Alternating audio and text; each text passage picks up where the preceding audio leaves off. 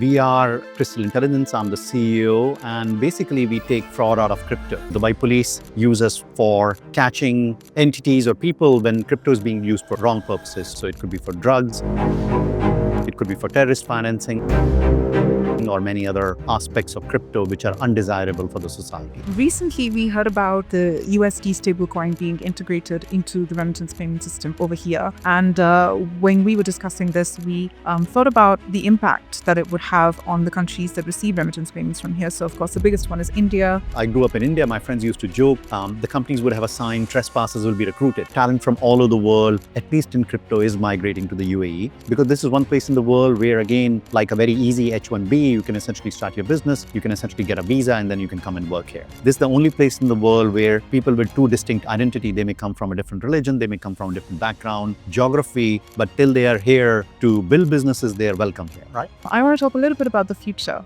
We've seen Bitcoin coming in, we've seen Ethereum, the like, stable coins coming in. How do you see the future of these digital currencies shaping? Hello, and welcome to the special webisode with Confluence. My name is Amandeep, and today I'm joined by Mr. Navin Gupta of Crystal Intelligence.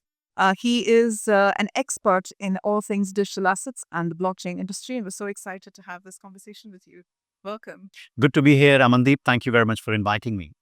Great. So, blockchain industry, digital assets, stablecoins, everything has been on the news.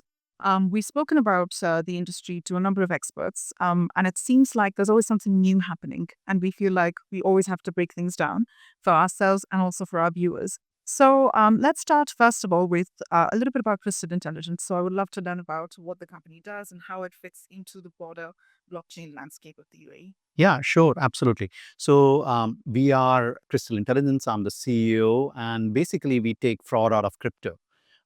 We are a blockchain analytics firm, and the way we do it is we have got three set of customers. So one, for example, central banks or regulators use a technology to look for market surveillance, right? So if there's been insider trading, if there is price manipulation, and many other things like that. The second, law enforcement. So customers like Dubai police use us for catching entities or people when crypto is being used for wrong purposes. So it could be for drugs, it could be for terrorist financing, or many other aspects of crypto which are undesirable for the society. And the third is VASPs, or companies use us when they're sending funds in crypto from one address to another. They want to make sure that the destination address is a good one. It's not being owned by people who are trying to manipulate you. For example, you would have seen the Lazarus Group or many other, hacking entities who are trying to take money away. So they don't want to send money to scammers. So we essentially ensure that our technology enables that not to happen. Right. And I also understand that you've been involved with Ripple before. Ripple, of course, is a big name in the DIFC. They've been, again, on the news for enabling cross-border payments and things like that. So, of course, completely different to what you do now. But I would also like to hear about just your experience working in that landscape, in how Ripple has evolved to become a much bigger part of UAE's ecosystem. So what was that like, and what was your sort of role in it? Yeah. So Ripple, as we all know, is the OG in the crypto space, right? Started way back in 2012. I used to run Middle East and Africa and South Asia for them. And this was almost 7 years ago when crypto itself or digital asset itself was in its infancy. So it was great. A lot of role that I played was in educating, bringing new use cases, which was primarily around remittances to this particular region. So if you look at this particular region, that all the GCC put together, then it's the largest remittance region in the world where everything that they import, right? Like this could be goods or services, and the money is sent back to countries where the import has happened from, right? So these could be individuals who are sending money back home, or these could be export payments or import payments that need to be sent back to the countries from which goods have been bought. And hence, Ripple decided to put heavy focus here because remittance was the number one use case that they were pursuing at that particular time. I have questions written down, but I think I'm just going to digress a little bit because we've brought up remittance payments. Recently, we heard about the USD stablecoin being integrated into the remittance payment system over here. And when we were discussing this, we thought about the impact that it would have on the countries that receive remittance payments from here. So, of course, the biggest one is India. Then we've got Pakistan, we've got the UK, we've got Egypt, and we've got Philippines. Now, all of these countries have varying regulations related to stablecoins, varying attitudes related to cryptocurrency in general. So, do you think that that sort of integration of stablecoins into remittance is a little bit premature, or do you think it's the right time to be getting into it? Yeah. So I think I'll answer the second question first. This is an idea whose time has come, right? So let's take a very simple example, right? And I know it's a hypothetical one at this point, right? So there are very large number of vegetable sellers in Oman who come and send their goods to UAE, right? So you could be a tomato seller who essentially puts your things in the truck, and then you essentially ride across the border, and in 1 hour you can essentially deliver the goods in the UAE, but it will take you minimum 2 to 5 days to receive your money, right? Now you're a simple person. You're just trying to, I mean, get your goods across the border and essentially get paid for it. And crypto does solve for that, right? So, and in a case of stablecoin, you're not talking about a speculative asset. You're essentially talking about, hey, either a AED stablecoin or a US dollar-backed stablecoin, which essentially travels from one wallet to essentially to you, and then you can essentially use that for many other purposes. And what essentially helps is the exchanges that are there anyway today, right? So, for example, most of the exchanges do list US dollar stable coins, which you can essentially liquidate and get your AED. And similarly, let's assume if it was true in Oman as well, again, as a hypothetical situation, the farmer in this case could liquidate the US dollar stable coin or AED stable coin and get their OMR, and then essentially go buy their business. So there will not be a lag of 2 to 5 days, which essentially happens today. And to understand this more, you have to understand the concept of velocity of money. So what does velocity of money means? It's the Dell model, right? Where, for example, if you can get the money to rotate even faster, then you can get a growth in the GDP with the same amount of money being in the system. So let's take example. Let's assume Amandeep is selling staplers, right? And today, most of her buyers pay her net 30 days. That means today, when she gives them the stapler, she gets paid 30 days later, right?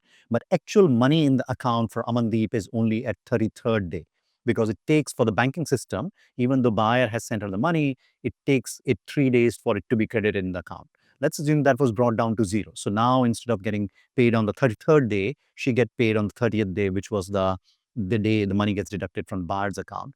Over a 12-month period, that is a saving of 36 days. That means an additional 1 month of productivity has been added to Amandeep's working capital. Now, let's assume earlier her profit was $100. She can make almost $110 profit because now she has an additional capital available for 1 month. And then now you multiply it and look at it at the economy level, right? Like a GDP of a country.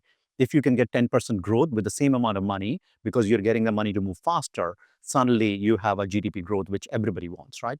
So this velocity of money needs to be better understood. And that's what things like stable coins are essentially bringing to the table. They're bringing velocity to the money, which impacts the buyer and supplier, which positively impacts the GDP of that country, and of course, the working capital of those companies. That's a very, very interesting point, and I can see why you were responsible for education, Admirable, because I feel very educated now. Um, let's move on to the broader ecosystem of the UAE. So, for companies coming into this region, wanting to, get into the blockchain, I don't want to say hype, but that's what a lot of our people that we speak to think is happening in the region. That there's quite a lot of hype. So I would like to break this hype down and really understand from you what this ecosystem looks like, where the sort of profitability is, where the opportunities are, what the government support looks like for blockchain companies. So, what can you tell us about that? Yeah.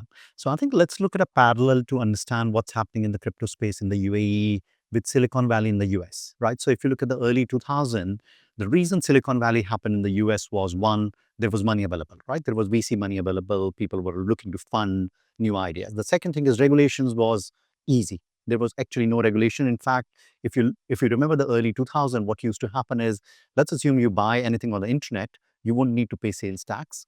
But if you bought something on a physical shop, you need to pay sales tax. So regulations was pro internet, right? The more you buy on the internet, the cheaper the goods would be, right? And the third thing was talent, right? My friends, I grew up in India. My friends used to joke, the companies would have a sign, trespassers will be recruited. You wanted to get a H-1B visa. I mean, in 1 second, you are a good talent. And of course, a lot of it happened because of Y2K. You could essentially go to the US and work in the Silicon Valley. So huge number of professionals from all over the world went and worked there. So you had talent, you had positive regulation, and you had money or investment that was available. Exactly the same thing in crypto is happening in the UAE today, right? You have funding available. You would have seen the $2 billion investment in Binance, right? Like, I mean, again, you have seen people like Phoenix Group who are essentially listed on the exchange. The second thing is talent from all over the world, at least in crypto, is migrating to the UAE because this is one place in the world where, again, like a very easy H-1B, you can essentially start your business, you can essentially get a visa, and then you can come and work here. This is the only place in the world where people with two distinct identity, they may come from a different religion, they may come from a different background, geography, but till they are here to build businesses, they are welcome here, right? And then the third thing is easy regulations, right? So there is a specific regulator, VARA, and of course, if you look at other regulators that are present as well, they're very pro-innovation. There are a number of licensing authorities that are available. That means you are sure whatever you're building tomorrow will not get wiped away. So again, with talent, money, and regulation, UAE is exactly at the same place where Silicon Valley was in the year 2000. And this three combination is a combustible effect, right? Because then what is happening is once we have put this base layer in place, it's just growing one on the top of it because a founder attracts five other people, the five other people attract five other founders, and the game essentially goes on. Great. You mentioned regulation, that it's easy regulation in the UAE. So we've got, you mentioned VARA, and then of course within the DIFC, VARA does not have regulation. But we've got the DFSA, the Dubai Financial Services Authority.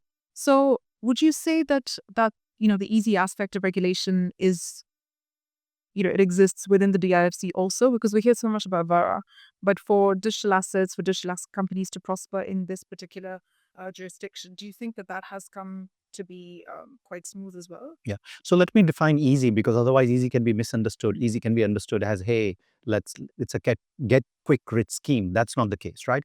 So one of my easies is two-way dialogue, right? So lots of things in the digital asset ecosystem are still evolving. They're in early stages, right? And in this early stages, there is no set rules. There is no set prehistoric data that you can essentially say, hey, I've been doing this business for the last 20 years, and hence there will not be any risk. But what you're essentially saying is, I'm building this business new. It has never been done before.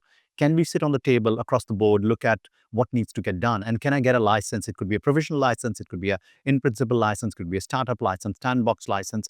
And can we have a dialogue? So I can build my business in a way which is compatible with the spirit and the law in the country. And you can give me some room so that I'm able to build it with flexibility, knowing that it's a new business. It has not never been done before.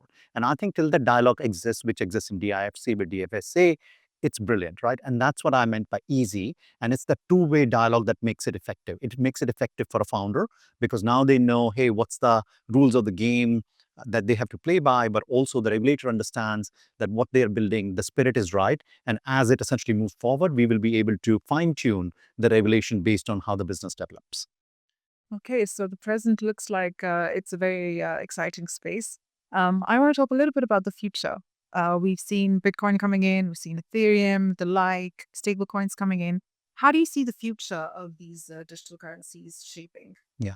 So let's divide the whole digital asset ecosystem into two parts. So one is the speculation side. And there's nothing wrong with speculation, but people who essentially say, hey, you know what, I want to increase my wealth, and that's the reason I'm getting into Bitcoin or XYZ, right?